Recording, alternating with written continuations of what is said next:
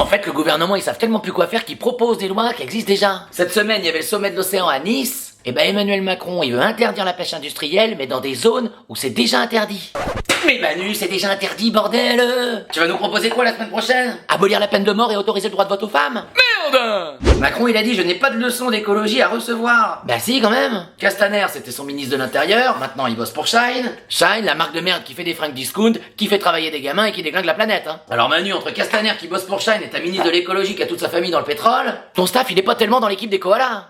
Mais sans déconner, Macron, pendant qu'il nous pond un discours où il nous dit qu'il va sauver les langoustines et les dauphins, on apprend que les travaux de la A69 reprennent et qu'il réautorise des pesticides tellement nocifs qu'ils étaient interdits. En fait, Macron, il est flexi-écolo. Ça veut dire qu'il est écolo seulement quand il y a une caméra.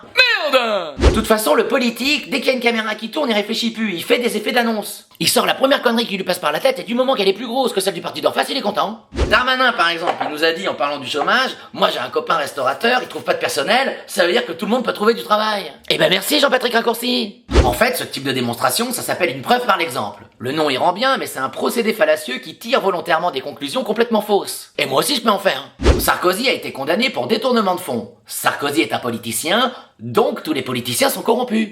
Bon bah là c'est pas un bon exemple parce qu'avec vous ça marche.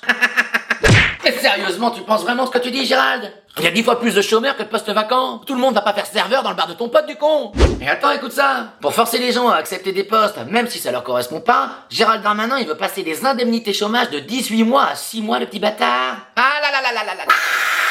Et sauf que Gérald, nous, ça fait des années qu'on cotise pour nos indemnités chômage. Donc si vous réduisez le chômage, bah rendez-nous l'argent.